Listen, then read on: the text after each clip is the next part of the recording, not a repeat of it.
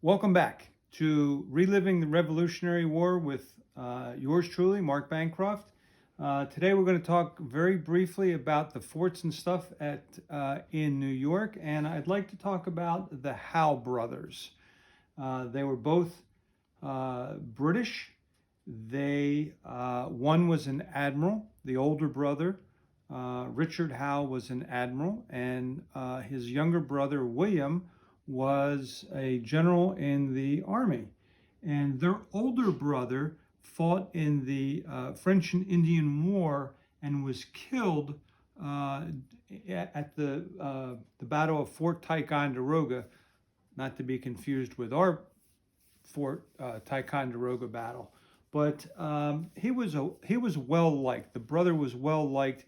In fact, the Massachusetts Assembly authorized 250 pounds for the placement of a plaque in Westminster Abbey in honor of the older Howe brother. So the two brothers had a liking for the colonies, and they kind of felt that it was wrong to be fighting British against British. They just didn't, they were professional soldiers and sailors, yet they still had this, we'll call it a soft spot for the American colonies. And some say that had an impact on both of them. And so we're not really sure, but some of the actions they took seem kind of to favor that thinking. So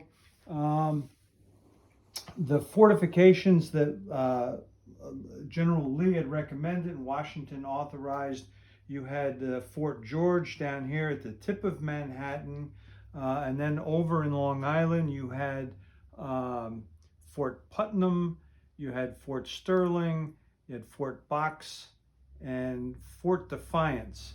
And most of these are named after generals that were in the Revolutionary War at the time, with the exception of Fort Defiance, and I think that was kind of named that because it was right in the face of the British fleet and army.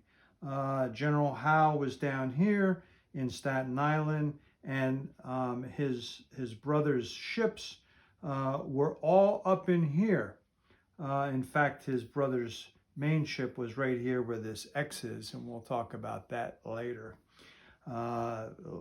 Pretty cool story.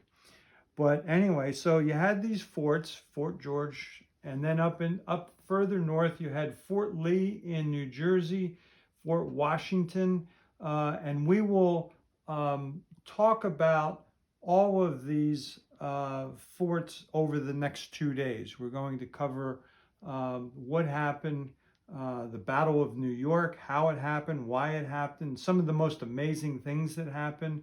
We'll also talk about Kips Bay, and tomorrow I will add in some roads, because roads play a very, right now I just kind of have an outline of the land, but the roads and play a pretty important part in the Battle of Long Island.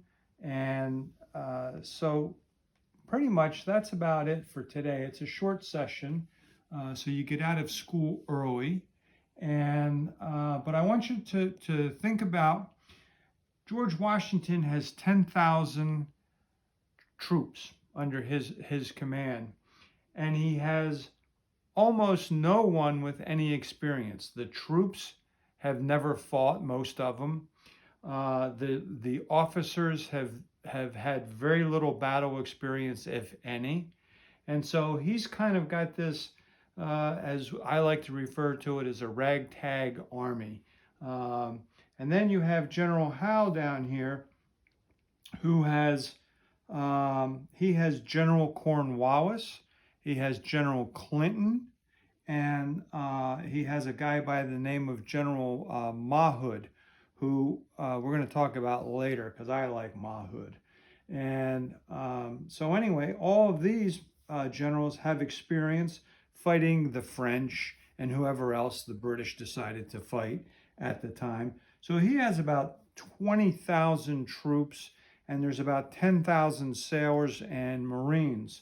And that does not include the Hessians that the British government hired to supplement They were German mercenary soldiers, and there was quite a few of them, and they played a significant role throughout the war.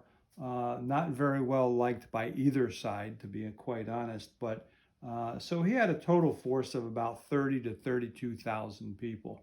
So that's the beginning of it. Tomorrow we break out the red magic marker and we start drawing the battle and doing the battle.